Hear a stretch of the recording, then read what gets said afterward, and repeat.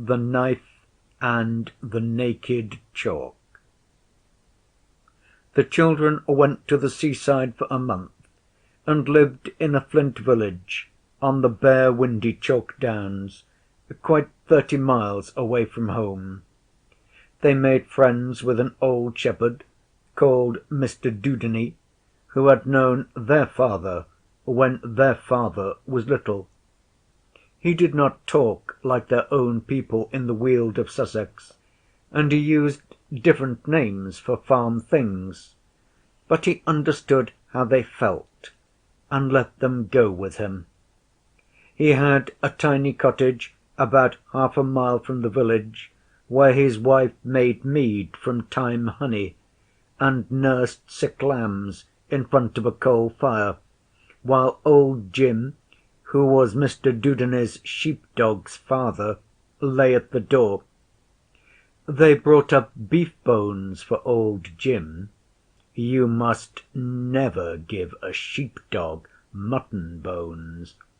And if Mr. Dudeney happened to be far in the downs, Mrs. Dudeney would tell the dog to take them to him. And he did.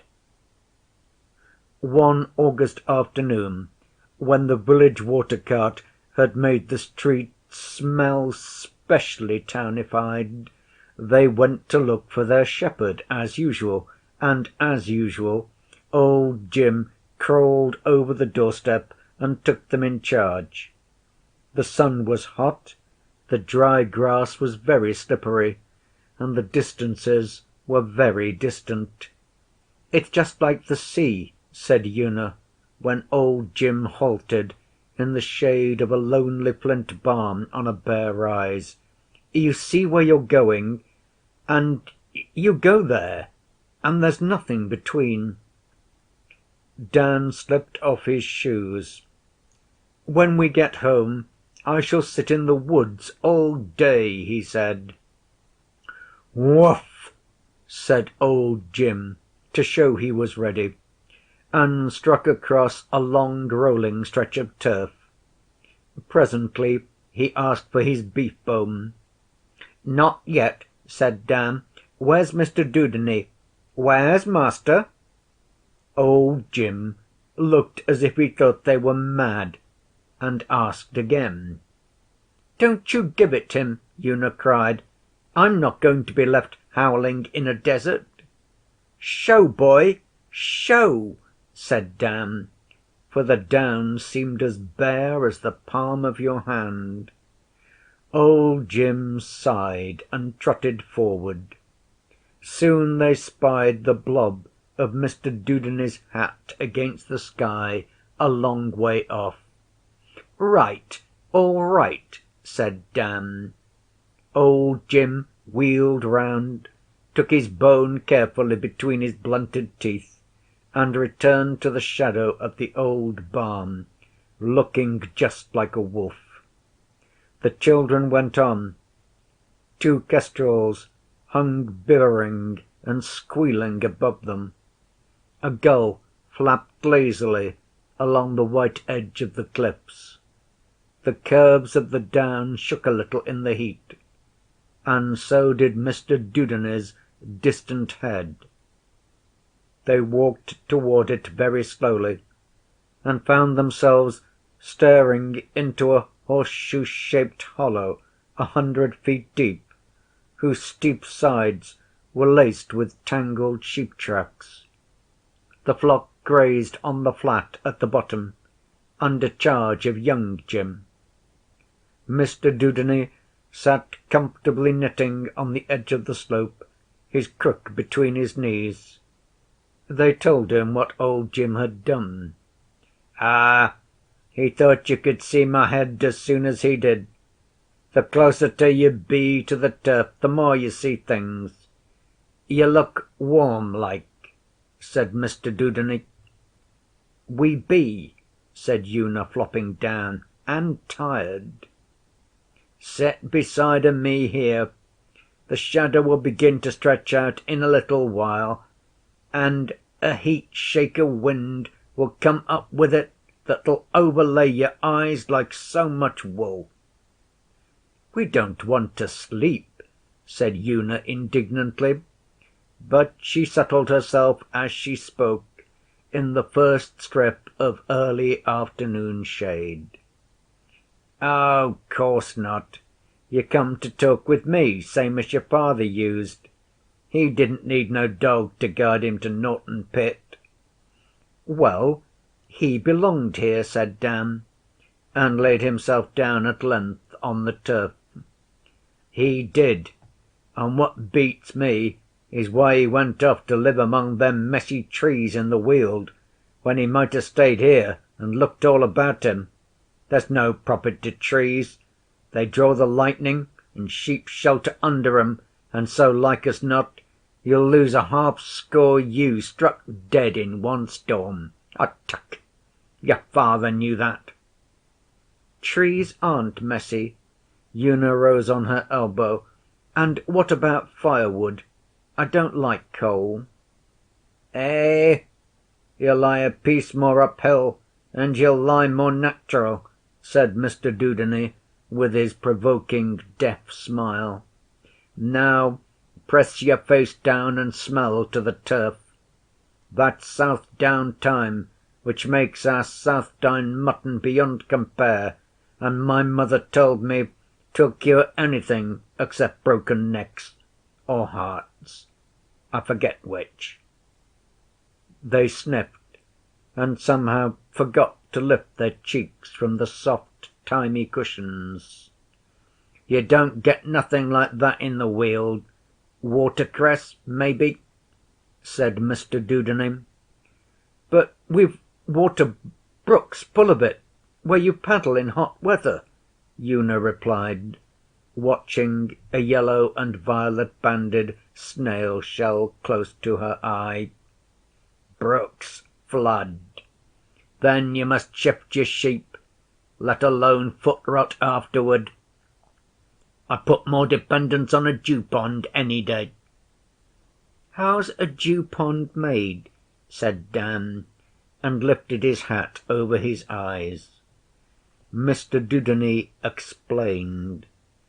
The air trembled a little, as though it could not make up its mind whether to slide into the pit or move across the open, but it seemed easiest to go downhill, and the children felt one soft puff after another slip and sidle down the slope in fragrant breaths that baffed on their eyelids.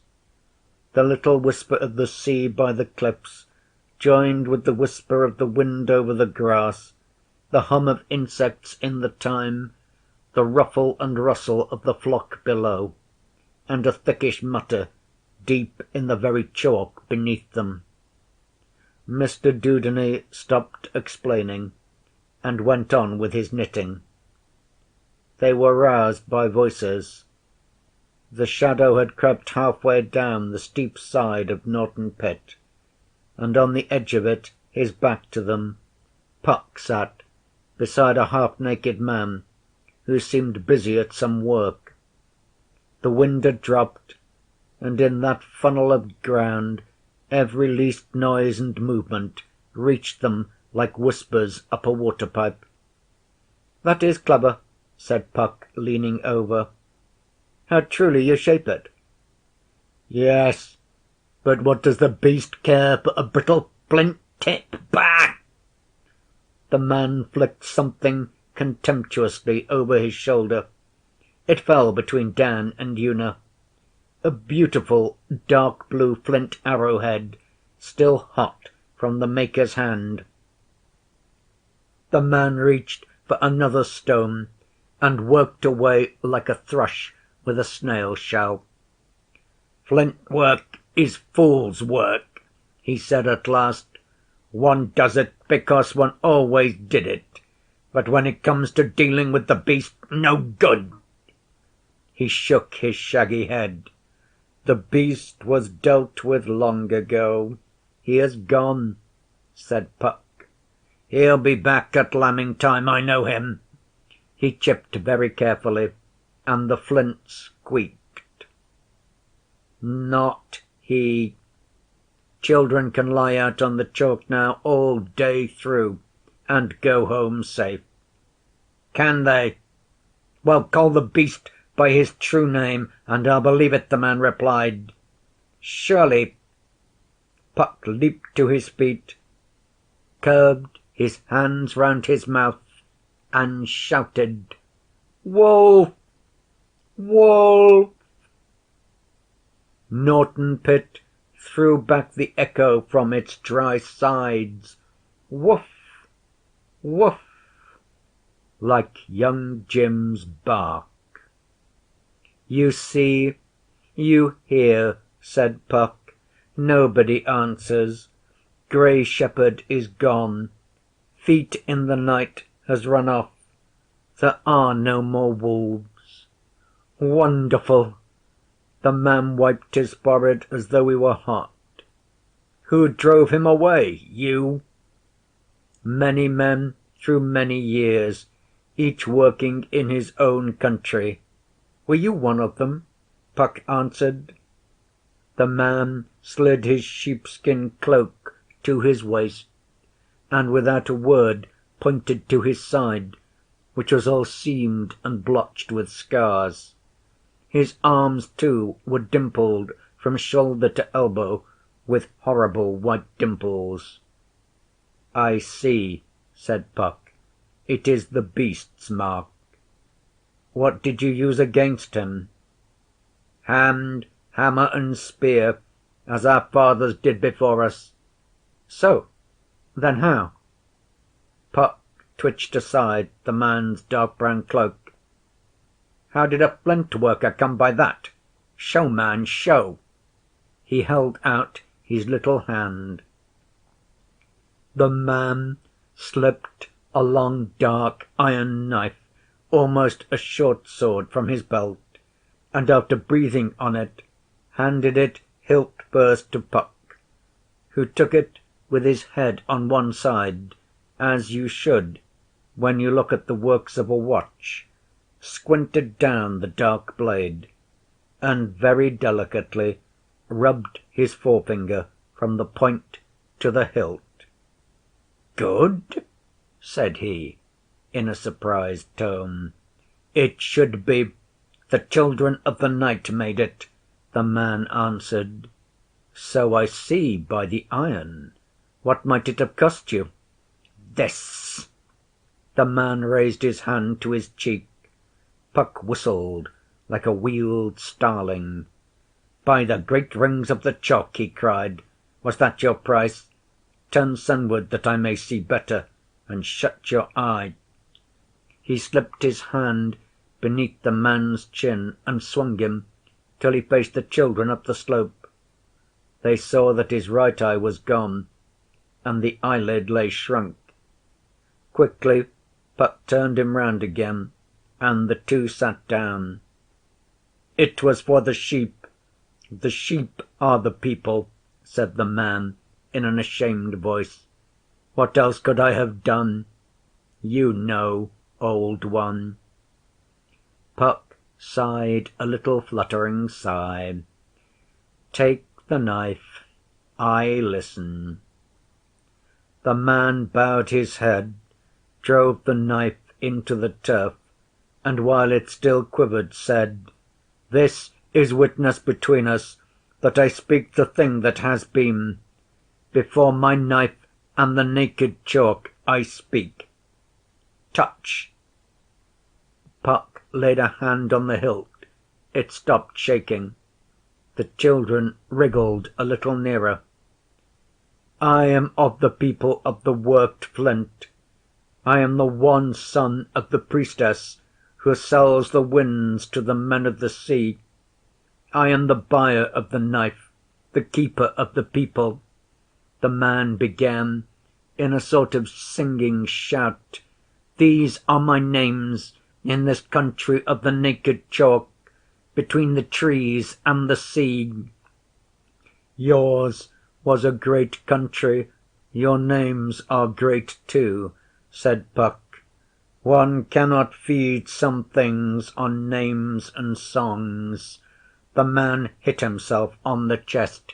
It is better, always better, to count one's children safe round the fire, their mother among them.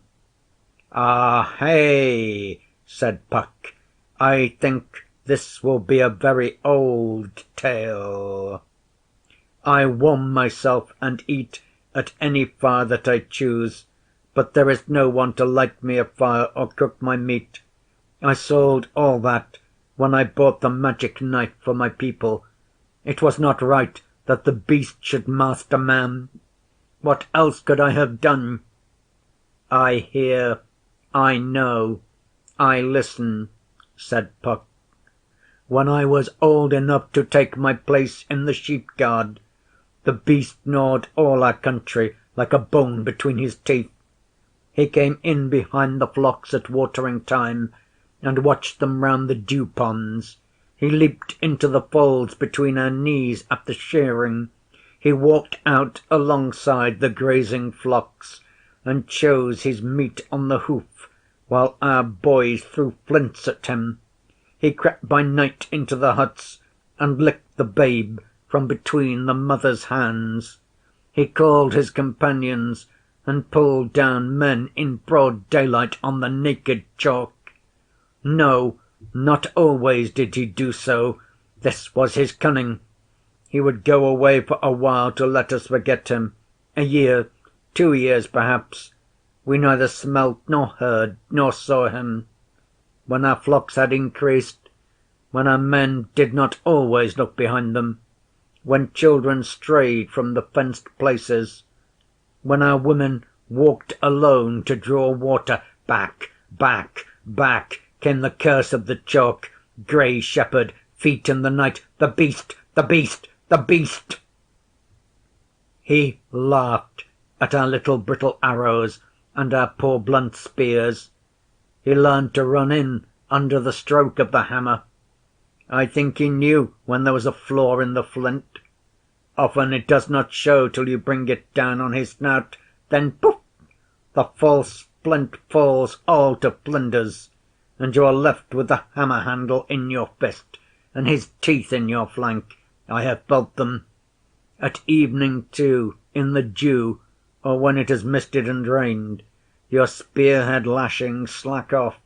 Though you have kept them beneath your cloak all day, you are alone, but so close to the home ponds that you stop to tighten the sinews with hands, teeth, and a piece of driftwood. You bend over and pull, so. That is the minute for which he has followed you since the stars went out. Ah! He, whirr, he says. Norton Pit gave back the growl like a pack of real wolves. Then he is on your right shoulder, feeling for the vein in your neck, and perhaps your sheep run on without you.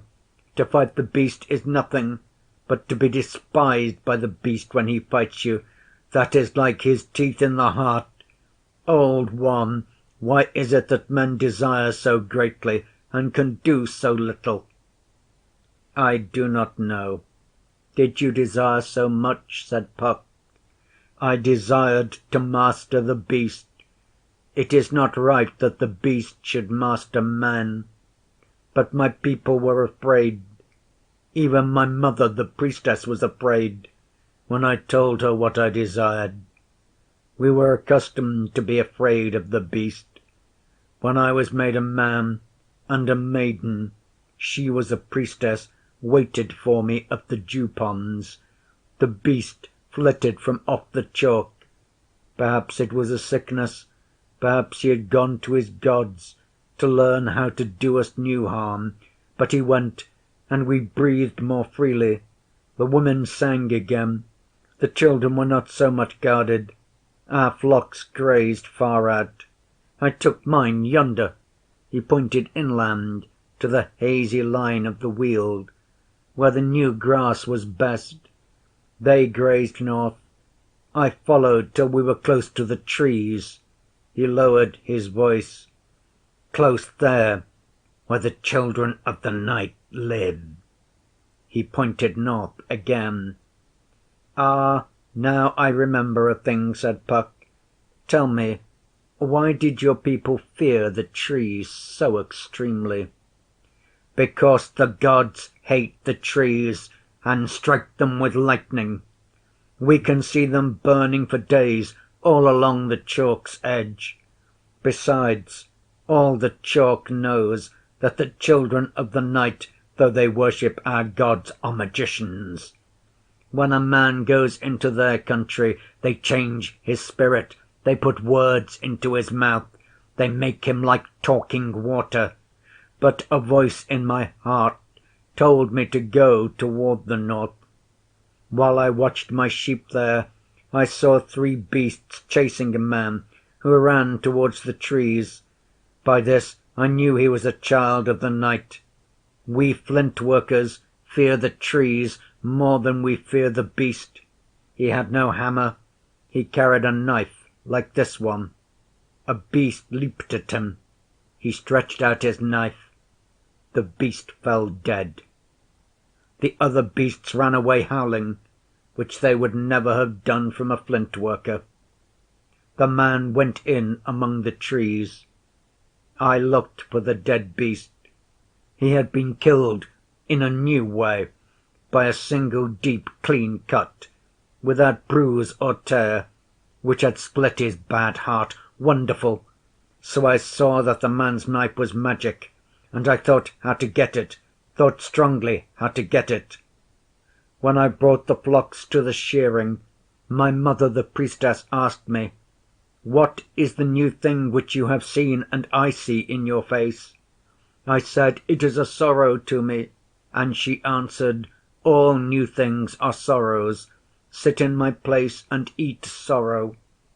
I sat down in her place by the fire, where she talks to the ghosts in winter, and 2 voices spoke in my heart. One voice said, "Ask the children of the night for the magic knife.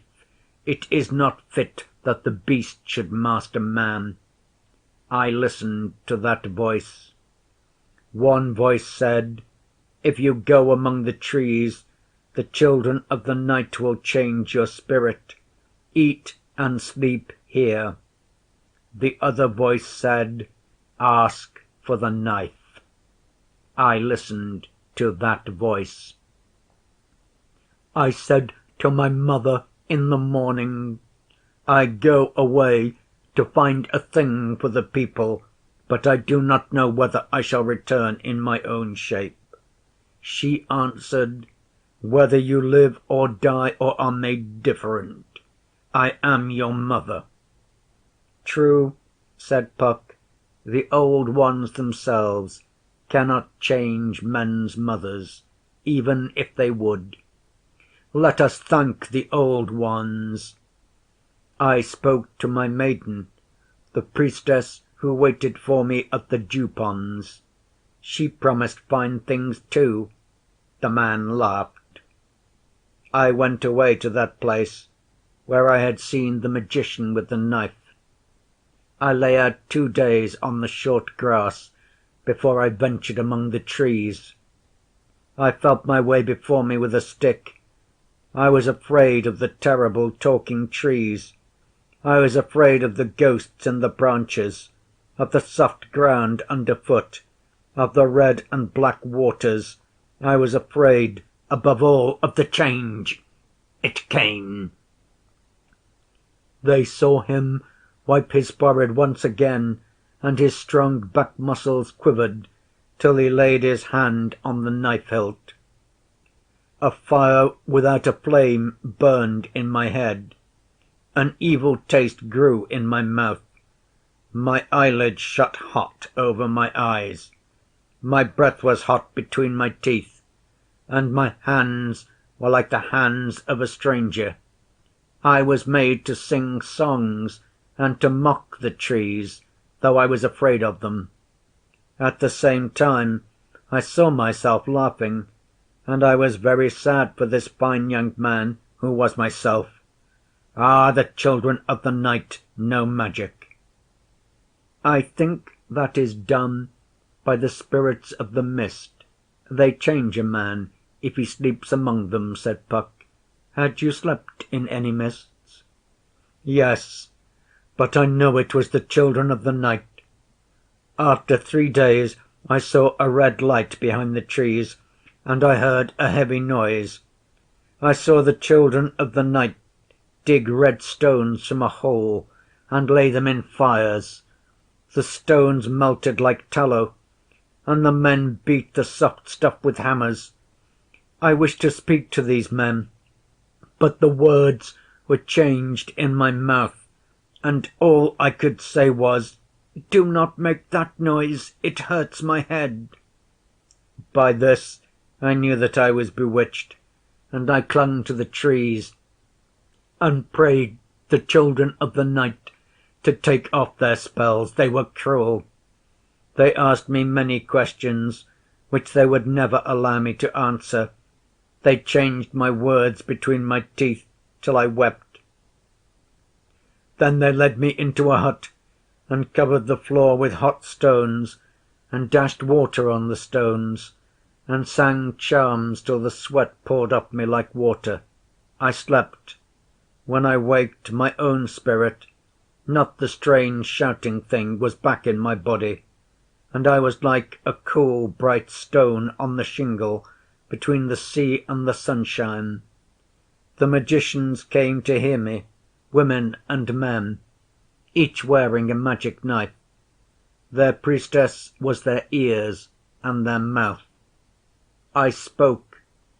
I spoke many words that went smoothly along like sheep in order, when their shepherd, standing on a mound, can count those coming, and those far off getting ready to come. I asked for magic knives for my people. I said that my people would bring meat and milk and wool and lay them in the short grass outside the trees, if the children of the night would leave magic knives for our people to take away. They were pleased. Their priestess said, "For whose sake have you come?" I answered, "The sheep are the people. If the beast kills our sheep, our people die. So I come for a magic knife to kill the beast." She said, "We do not know if our God will let us trade with the people of the naked chalk. Wait till we have asked." When they came back from the question place, "Their gods are our gods," their priestess said, "The God needs a proof that your words are true." I said, "What is the proof?" She said, "The God says that if you have come for the sake of your people, you will give him your right eye to be put out. But if you have come for any other reason, you will not give it. This proof is between you and the God. We ourselves are sorry." I said, "This is a hard proof. Is there no other road?" She said, "Yes. You can go back to your people with your 2 eyes in your head if you choose, but then you will not get any magic knives for your people." I said, "It would be easier if I knew that I were to be killed." She said, "Perhaps the God knew this too. See, I have made my knife hot." I said, "Be quick then." With her knife heated in the flame, she put out my right eye. She herself did it. I am the son of a priestess. She was a priestess. It was not work for any common man. "True, most true," said Puck. "No common man's work that, and afterwards?" Afterwards, I did not see out of that eye any more. I found also that a one eye does not tell you truly where things are. Try it. At this, Dan put his hand over one eye and reached for the flint arrowhead on the grass. He missed it by inches. "It's true," he whispered to Una. "You can't judge distances a bit with only one eye." Puck was evidently making the same experiment, for the man laughed at him. "I know it is so," said he. "Even now I am not always sure of my blow. I stayed with the children of the night till my eye healed. They said I was the son of Tyr, the god who put his right hand in a beast's mouth. They showed me how they melted their red stone and made the magic knives of it. They told me the charms they sang over the fires and at the beatings. I can sing many charms. Then he began to laugh like a boy. I was thinking of my journey home, he said, and of the surprised beast. He had come back to the chalk. I saw him. I smelt his lairs as soon as ever I left the trees. He did not know I had the magic knife. I hid it under my cloak. The knife that the priestess gave me. Ho, ho! That happy day was too short. See, a beast would wind me. Wow! He would say, here is my flint worker. He would come leaping tail in air. He would roll. He would lay his head between his paws out of merriness of heart at his warm waiting meal. He would leap, and oh, his eye in mid-leap when he saw the knife held ready for him. It pierced his hide as a rush pierces curdled milk. Often he had no time to howl. I did not trouble to flay any beasts I killed. Sometimes I missed my blow. Then I took my little flint hammer and beat out his brains as he cowered. He made no fight. He knew the knife. But the beast is very cunning. Before evening all the beasts had smelt the blood on my knife and were running from me like hares. They knew. Then I walked as a man should, the master of the beast. So came I back to my mother's house. There was a lamb to be killed. I cut it in 2 halves with my knife, and I told her all my tale. She said, this is the work of a god. I kissed her and laughed. I went to my maiden, who waited for me at the dew ponds. There was a lamb to be killed. I cut it in 2 halves with my knife, and told her all my tale. She said, it is the work of a god. I laughed, but she pushed me away, and being on my blind side, ran off before I could kiss her. I went to the men of the sheep guard at watering time. There was a sheep to be killed for their meat. I cut it in 2 halves with my knife, and told them all my tale. They said, it is the work of a god. I said, we talk too much about gods. Let us eat and be happy, and tomorrow I will take you to the children of the night, and each man will find a magic knife. I was glad to smell our sheep again, to see the broad sky from edge to edge, and to hear the sea. I slept beneath the stars in my cloak. The men talked among themselves. I led them the next day to the trees, taking with me meat, wool, and curdled milk, as I had promised. We found the magic knives laid out on the grass, as the children of the night had promised. They watched us from among the trees.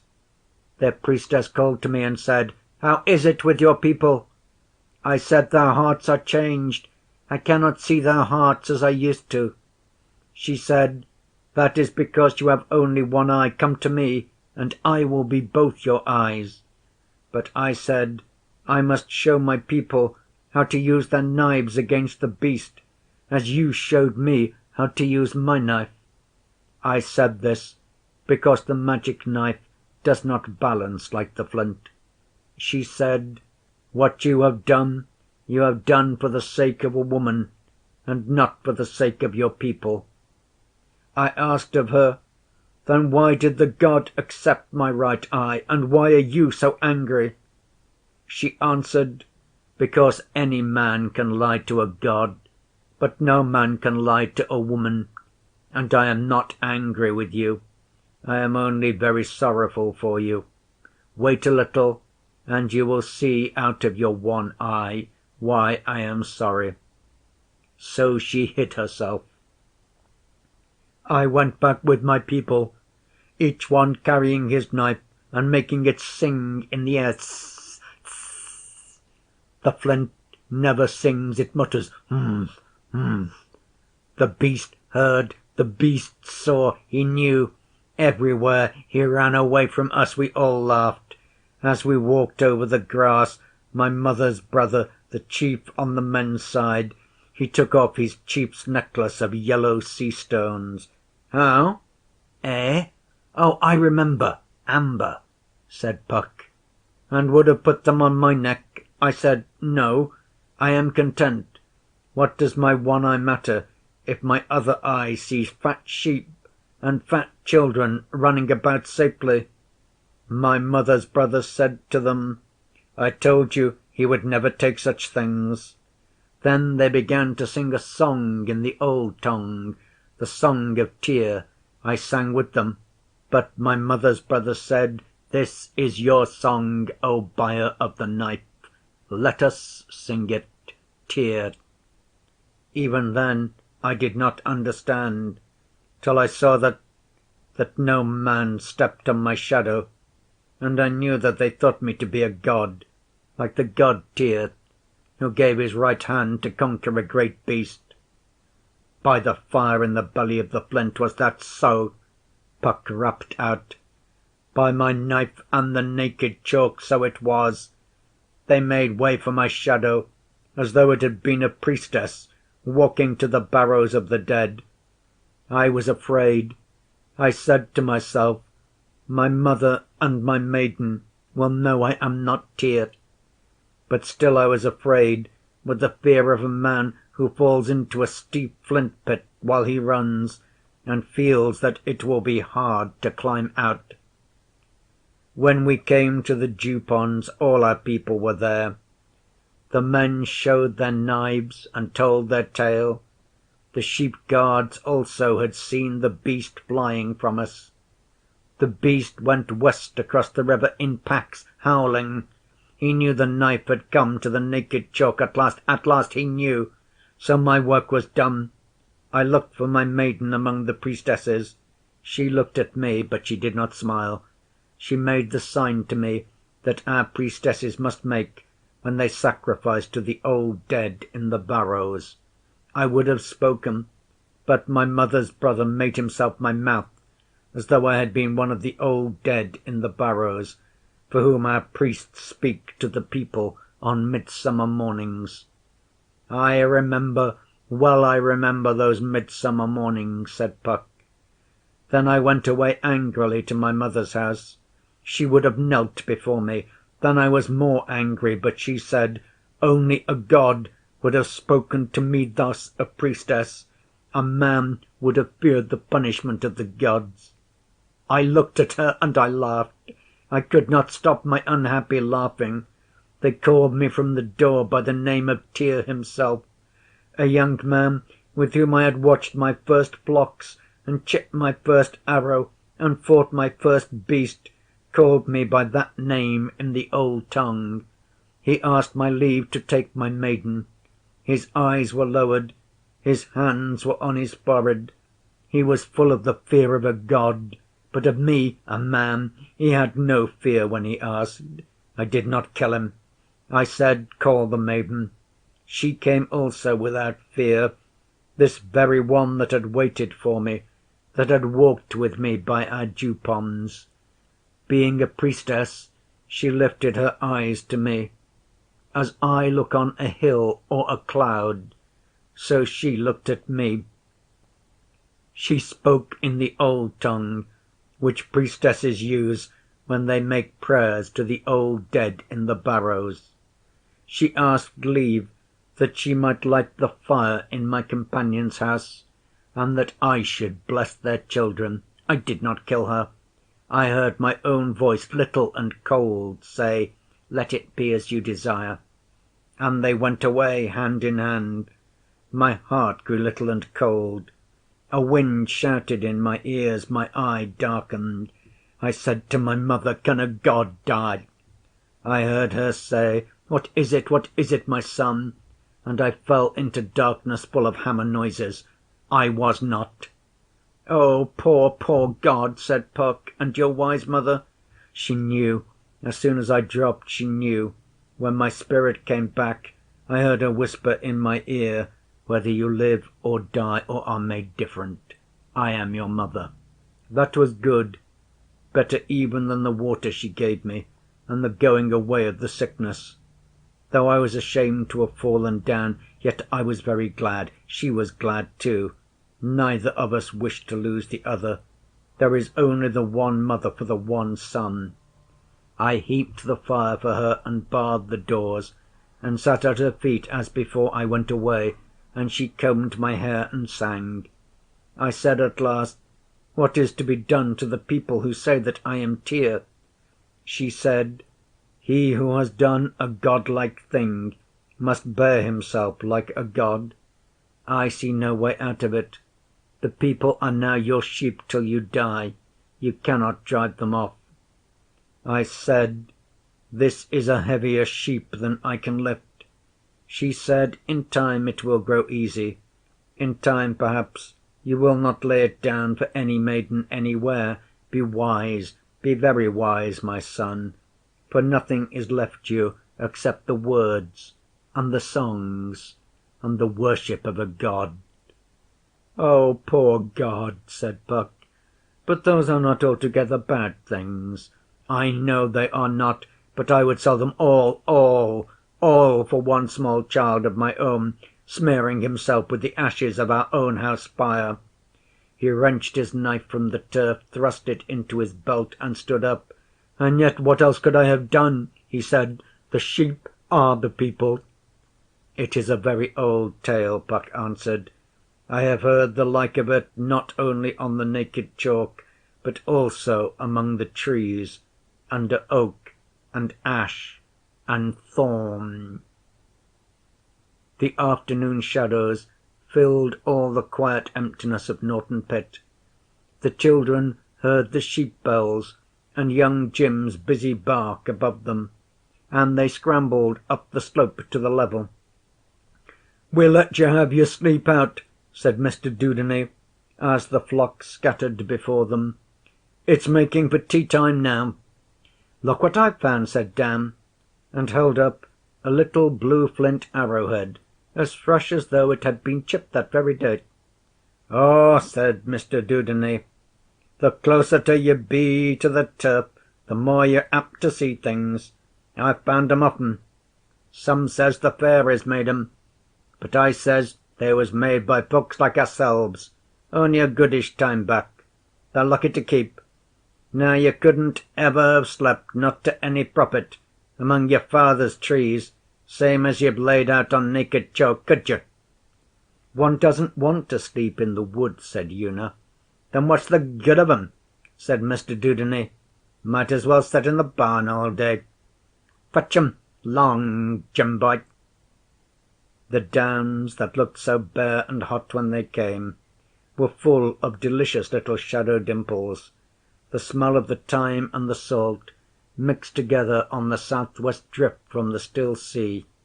Their eyes dazzled with the low sun, and the long grass under it looked golden. The sheep knew where their fold was, so young Jim came back to his master, and they all four strolled home, the scabious heads swishing about their ankles, and their shadows streaking behind them like the shadows of giants. End of The Knife and the Naked Chalk by Rudyard Kipling.